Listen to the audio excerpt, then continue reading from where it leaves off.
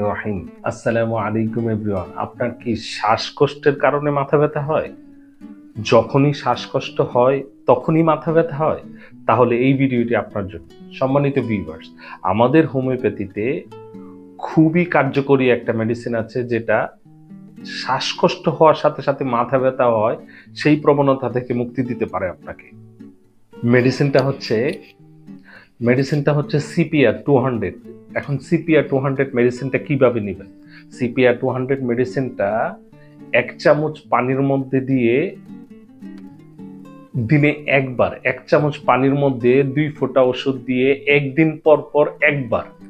CPR-200 মেডিসিনটা 1 চামচ পানির মধ্যে 2 ফোঁটা ওষুধ দিয়ে মনে রাখবেন, একদিন পর পর দিনে একবার। কিছুদিন নেওয়ার পরেই দেখবেন আপনার শ্বাসকষ্টর সাথে সাথে মাথা ব্যথার যে সমস্যাটা, সেই সমস্যাটা সেরে গেছে ইনশাআল্লাহ। ধন্যবাদ।